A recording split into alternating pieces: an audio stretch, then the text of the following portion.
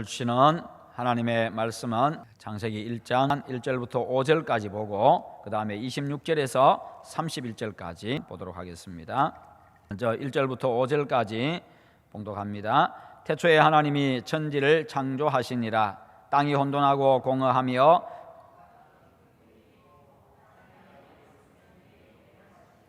하나님이 이르시되 빛이 있으라 하시니 빛이 있었고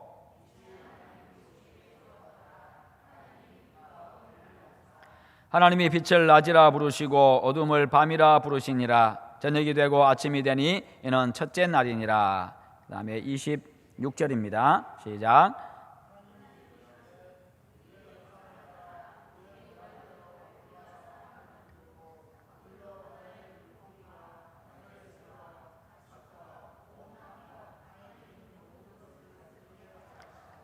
하나님이 자기 형상 곧 하나님의 형상대로 사람을 창조하시되 남자와 여자를 창조하시고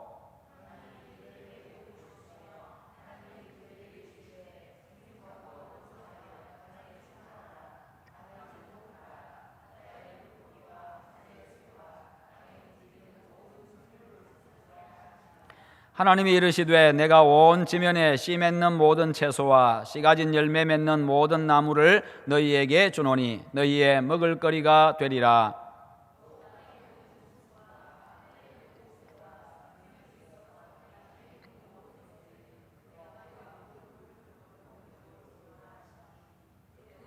함께 봅니다. 하나님이 지으신 그 모든 것을 보시니 보시기에 심히 좋았더라. 저녁이 되고 아침이 되니 이는 여섯째 날이니라. 아멘.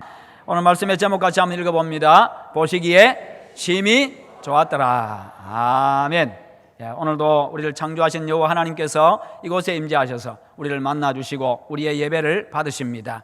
하늘문 활짝 여시고 여러분에게 하늘의 놀라운 은혜와 평강을 베푸시기를 축원합니다. 어떤 여자 학교에서 선생님께서 나르시시즘이라고 하는 단어를 설명했습니다. 여러분, 나르시시즘이라고 하는 이 단어는 그리스 신화에서 유래된 단어입니다. 나르시스라고 하는 한 소년이 어느 날 숲속에 들어갔다가 은빛 호수에 비춰진 자신의 모습이 너무나도 아름답고 사랑스러워서 그에게 사랑을 고백했는데 그 호수에 비친 그 안에 있는 그 모습, 그 사랑을 고백했는데 그가 아무런 반응을 보이지 않자 그만 물에 빠져서 수선화가 되었다는 이야기입니다. 거기서 유래가 되었는데, 그래서 나르시시즘이라고 하는 것은 자기를 지나치게 사랑하는 병, 즉 자의 병이라고 합니다. 이렇게 설명해 주었더니 한 여학생이 이야기합니다. 선생님, 아무래도 제가 그 병에 걸린 것 같아요. 제가 아침마다 거울을 볼 때면 거울에 비친 내 모습이 너무나도 아름다워서 내가 거울 곁에서 떠날 수가 없어요. 그렇게 이야기하고 선생님이 하시는 이야기가, 얘야, 그것은 자의 병이 아니라 착각이라는 병이란다.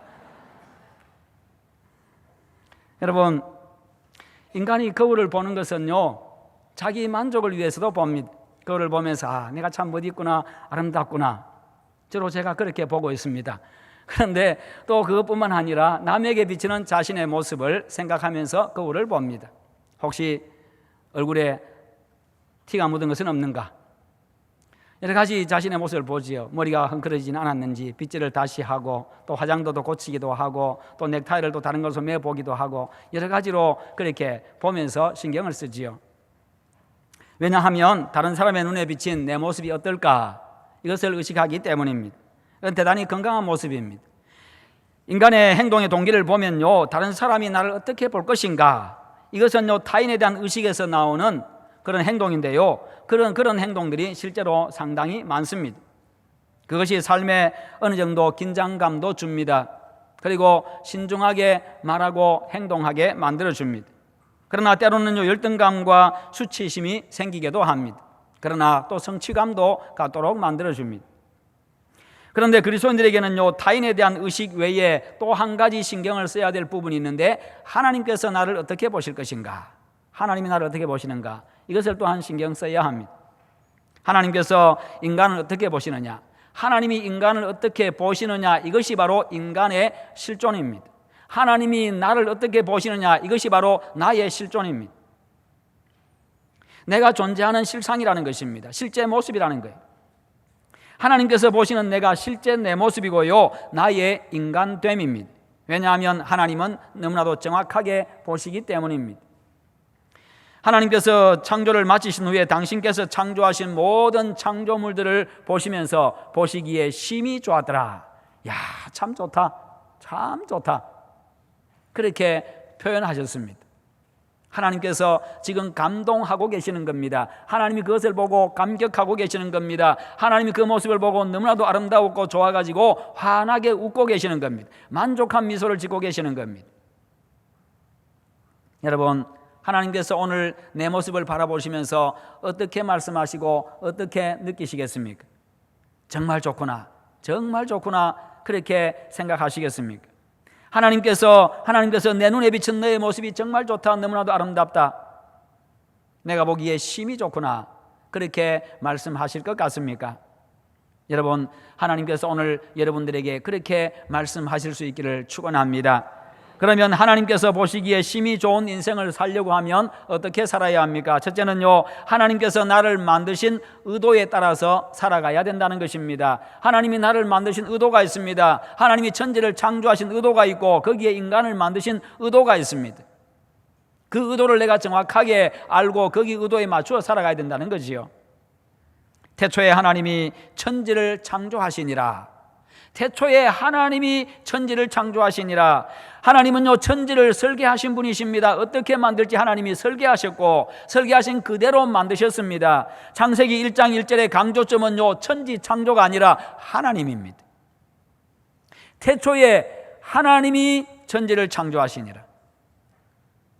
하나님이 강조가 되고 있습니다. 하나님의 존재를, 하나님이 존재하심을 이야기하고 있고 그분이 창조주임을 이야기하고 있습니다. 그분이 주인임을 이야기하고 그분이 왕임을 이야기하고 있습니다. 이것은 천지를 설계하신 하나님의 존재에 대한 선언입니다. 우리의 신앙도 바로 여기에서 출발합니다. 하나님이 존재하심을 믿는 여기서부터 우리의 신앙이 출발한다는 거예요. 이거 믿지 못하면, 창세기 1장 1절을 믿지 못하면 우리의 신앙은 헛것입니다. 믿지 못하는 겁니다. 하나님 안 믿는 겁니다. 왜요? 창세기 1장 1절은 하나님의 존재를 이야기하고 있거든요.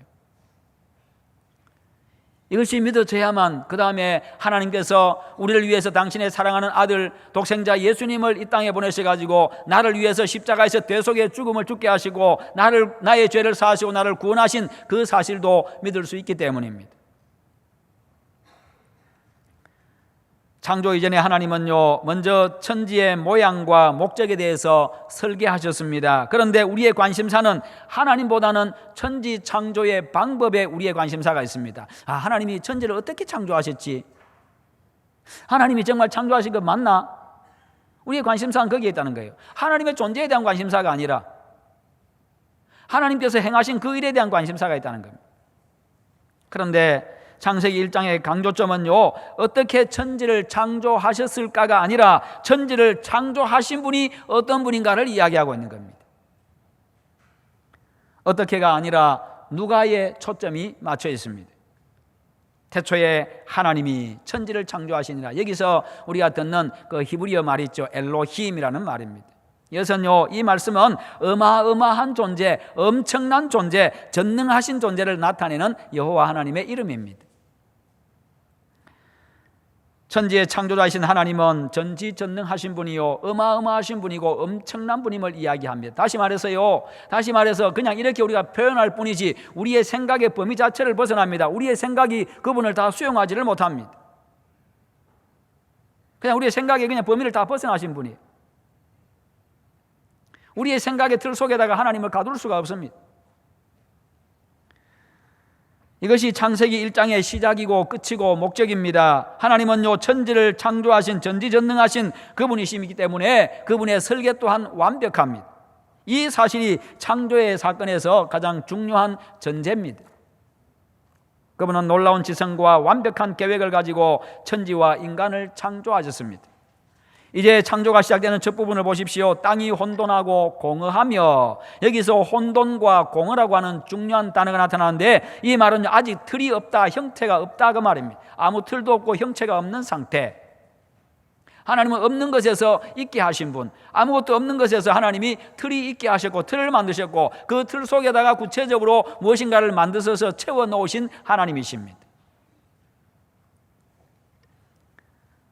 혼돈과 공허라는 말은요, 무대가 없었다 그 말입니다. 무대가 없다. 틀이 없을 뿐만 아니라 채워진 것이 없다는 말입니다. 여기서부터 하나님의 창조가 시작됩니다. 하나님은 그래서 무에서 유를 창조하신 분, 아무것도 없는 것에다가 하나님께서 만드셔서 채워 놓으신 분. 첫째 날에는 빛을 지으셨고, 둘째 날에는 공간과 바다를 지으셨고, 셋째 날에는 땅과 식물을 지으셨습니다. 첫째 날, 둘째 날, 셋째 날, 그리고 넷째 날, 다섯째 날, 여섯째 날, 이렇게 3일씩 갈라지는데 첫째 날과 넷째 날이 연결되고 둘째 날과 다섯째 날, 셋째 날과 여섯째 날이 연결됩니다. 그러니까 첫째 날에는 하나의 무대를 만드시고, 넷째 날에는 그 첫째 날 만드신 무대에다가 하나님이 구체적으로 뭔가를 만들어서 채워 넣으시고, 또 둘째 날 무대를 만드시고 다섯째 날 그 둘째 날에 맞는 것을 만들어서 채워 넣으시고, 그리고 셋째 날에는 여섯째 날에 만드셔서 셋째 날에 채우시고, 이렇게 하셨습니다. 그래서 그냥 무대만 만들어놓고 쓸모없도록 그냥 존재하게 하신 것이 아니라 그것을 채워 놓으심으로 완벽하게 조성하셨다는 말씀입니다.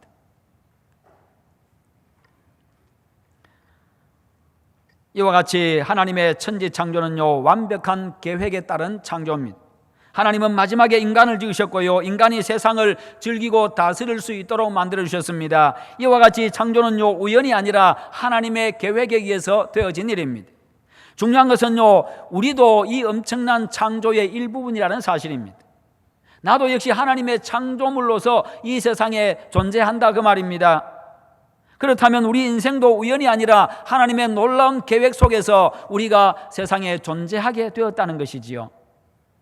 그러니까 가치 없는 존재는 아무도 없습니다.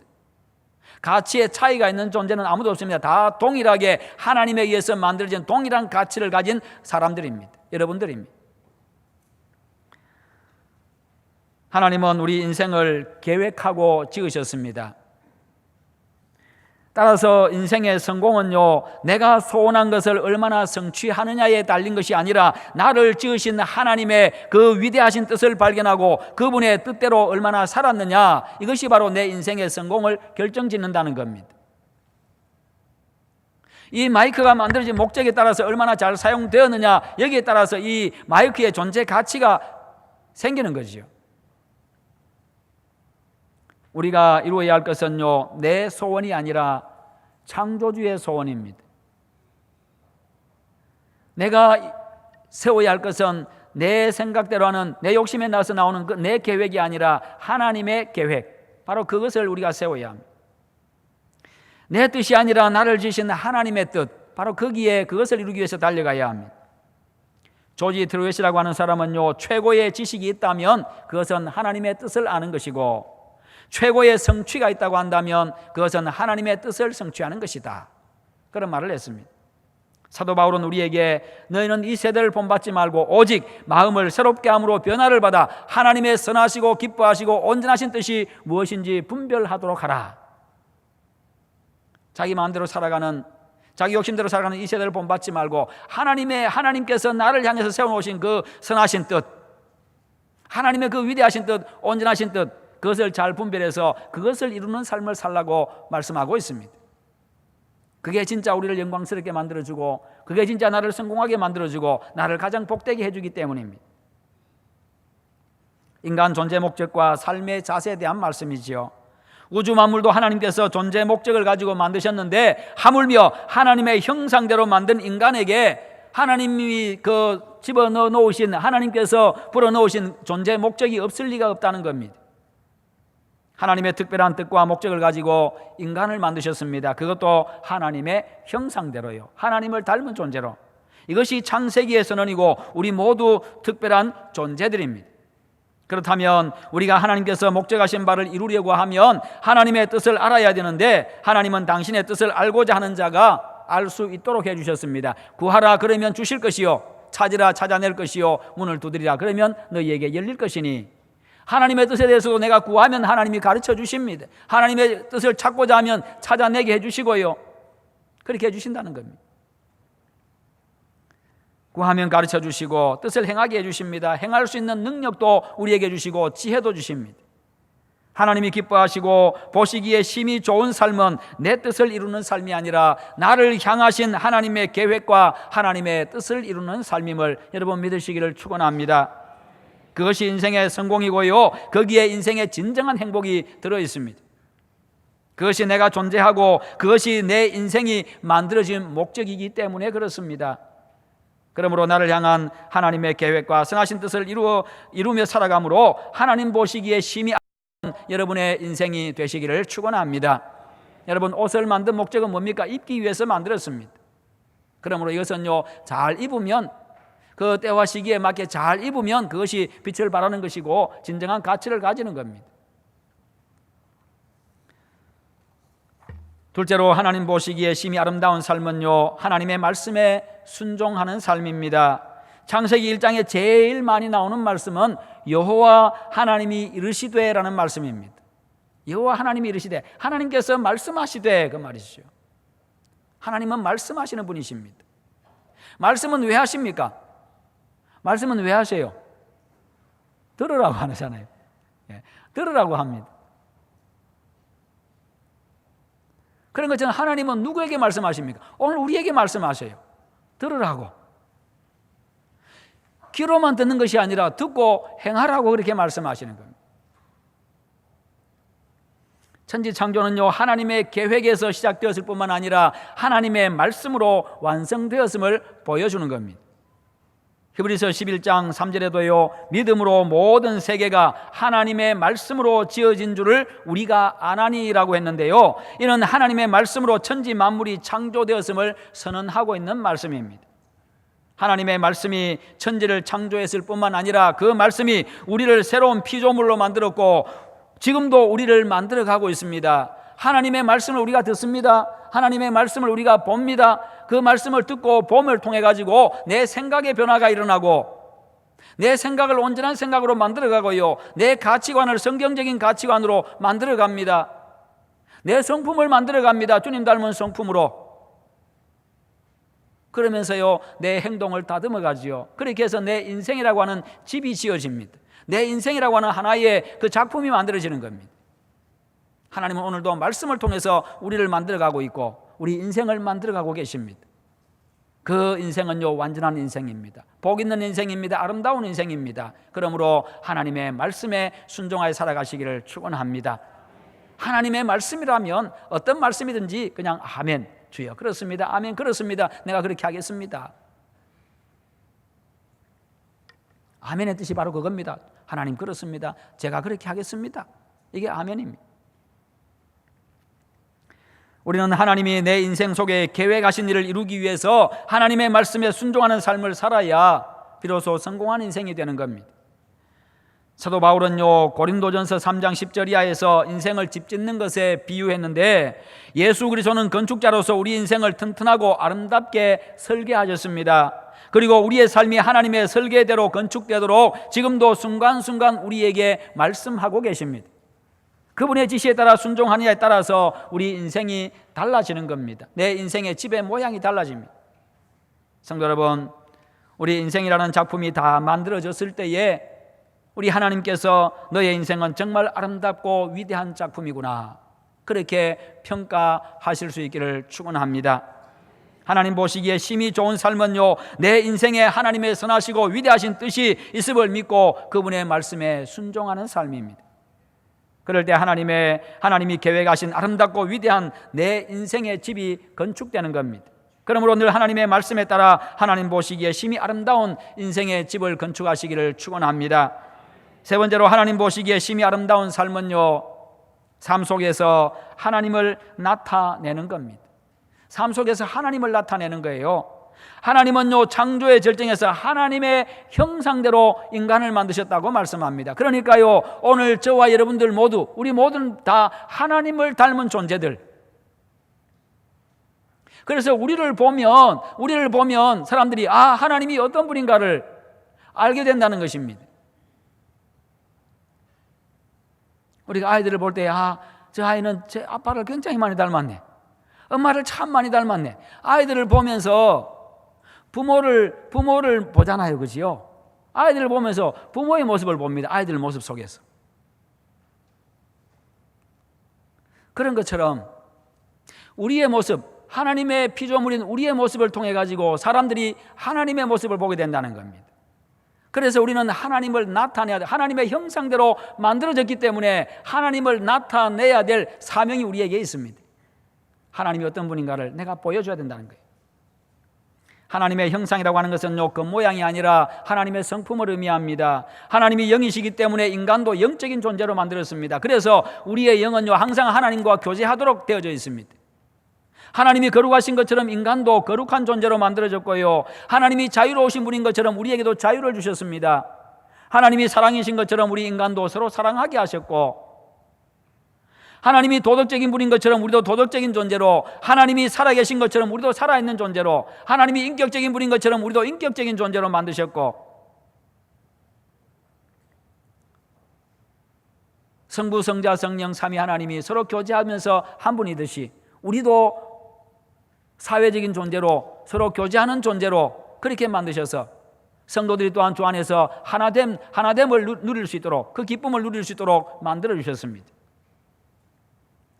하나님의 도덕성과 인격을 닮은 존재로 만드셨습니다. 그것은 하나님을 닮은 존재로서 세상에 하나님을 나타낼 수 있도록 하기 위함입니다. 하나님을 닮은 존재로서 세상을 하나님의 마음과 성품으로 대하고 다스리기 위해서입니다. 하나님을 닮은 존재로서 하나님의 뜻을 잘 분별해서 세상에서 당신의 뜻을 이루도록 하기 위함입니다. 그래서 우리는요, 사람들을 사랑함으로써 하나님은 사랑의 하나님이시구나, 그것을 알게 해야 되고, 우리가 다른 사람을 용서함으로써 하나님은 용서의 하나님이시구나, 그것을 나타내야 되고요, 슬픔이 슬픔의 장빈 자를 찾아서 위로해 줌으로써 하나님은 위로의 하나님이시구나,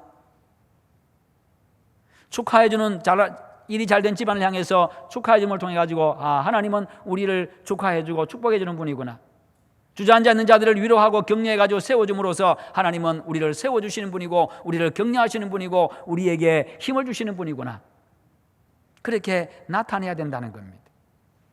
하나님이 그런 분임을 내 말을 통해서, 내 표정을 통해서, 내가 웃음을 통해서, 내 웃음을 보고 하나님은 웃으시는 분이시구나.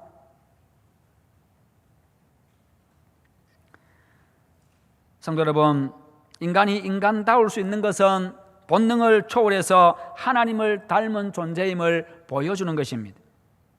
끓어오르는 분노나 욕망을 이기고 하나님의 자녀답게 말하고 행동할 때에 하나님을 닮은 자로서 하나님을 보여줄 수가 있습니다. 가슴에 하나님 아버지의 마음을 품을 때에 하나님의 마음을 사람들에게 보여줄 수 있습니다. 그렇게 하려면 하나님의 본체이신 예수 그리스도를 바라보아야 합니다. 인간의 몸을 입고 이 땅에 오신 하나님의 본체이신 하나님이신 예수 그리스도의 삶을 우리가 본받아야 합니다. 예수 그리스도의 인격과 성품을 따라서 살아가야 합니다. 빌립보서 2장 5절 이하에 보면 그런 말씀 나오지요. 너희 안에 이 마음을 품으라. 곧 예수 그리스도의 마음이니 그는 근본 하나님의 본체시나 하나님과 동등됨을 취할 것으로 여기지 아니하시고 자기를 비워 종의 형체를 가지사 사람의 모양으로 나타나셨으며, 그렇게 말씀하시죠. 하나님이시지만 사랑의 모양으로 나타나셔가지고 그리고 우리를 섬기시고 십자가에 죽으심이라. 하나님이 그분을 높여서 결국에는 하나님 보좌 우편에 앉히셨느니라. 우리가 하나님을 닮은 자로서 그렇게 살아갈 때에, 예수 그리스도를 바라보면서 예수님 닮은 자로 살아갈 때에 나를 통해서 사람들이 하나님이 어떤 분인가를 알게 되는 것이지요. 그래서 여러분들 가정에서 하나님이 어떤 분인가를 나타내시고, 교회에 오셔서 사람들이 교회에 오면 여러분들을 만나면서 하나님이 어떤 분인가를 알게 해주시고, 여러분의 삶의 현장에, 사업체에, 그리고 직장에서, 여러분의 삶의 현장에서 사람들이 여러분의 모습을 보고 하나님이 어떤 분인가를 알게 하시기를 축원합니다. 바로 그것이 하나님의 영광을 나타내는 겁니다. 그게 바로 하나님의 뜻을 이루는 삶입니다. 여러분 너무 거창하게 생각하지 마세요. 그냥 내 말 한마디가, 내 표정 하나하나가, 내 행동 하나하나가 그런 겁니다. 성도 여러분, 인생의 진정한 성공은요, 내가 계획한 바를 얼마나 이루었느냐에 있는 것이 아니라 하나님의 뜻을 얼마나 이루었느냐에 달려 있습니다. 진정한 인생의 성공은요, 얼마나 큰 일을 했느냐에 달려 있는 것이 아닙니다. 장차 하나님 앞에 섰을 때에 얼마나 예수 그리스도를 닮은 존재로 내가 설 수 있느냐, 이거 여기에 달려 있습니다. 성도 여러분, 하나님은 피조물인 인간이 당신의 계획과 뜻을 따라서 살아가는 모습을 보실 때에 가장 기뻐하십니다. 그리고 그런 삶을 가장 아름답게 보십니다. 그런 삶은 예수님을 본받는 삶에 있습니다. 그러므로 우리는 예수 그리스도의 인격을 담고 예수님을 본받는 삶을 살기 위해서 힘써야 합니다. 바로 그런 삶을 위해서 또한 우리는 기도해야 합니다. 하나님의 도움을 구해야 합니다. 왜요? 우리는 너무나도 내 자신의 감정에 잘 지기 때문입니다. 내 자신의 어떤 내 욕심에 잘 넘어지기 때문에 그렇습니다. 그래서 하나님의 도우심이 필요합니다. 사업이 잘 되느냐 안 되느냐보다 더 중요한 것은 내 인생이 얼마나 예수님을 닮은 삶을 살았느냐, 내가 얼마나 하나님의 뜻을 이루는 삶을 살았느냐, 내가 얼마나 하나님을 나타냈느냐입니다. 하나님의 계획에 따라서 지음받은 존재로서 하나님의 뜻을 발견하고 그 뜻을 이루는 삶, 하나님의 형상대로 지음받은 자로서 예수 그리스도를 본받는 삶을 살아가므로 이 세상에 하나님의 모습을 보여주시기를 축원합니다. 그래서 하나님으로부터 정말 보시기에 심히 좋다는, 내가 보기에 너는 심히 아름답구나, 심히 좋구나, 그렇게 평가받는 여러분의 삶이 다 되시기를 주님의 이름으로 축원합니다. 우리 함께 기도하십시다. 기도하실 때 하나님, 내가 하나님 보시기에 심히 아름다운 존재, 심히 좋은 존재가 되게 하시옵소서. 내 삶을 통해서 하나님의 모습을 나타내게 하시옵소서.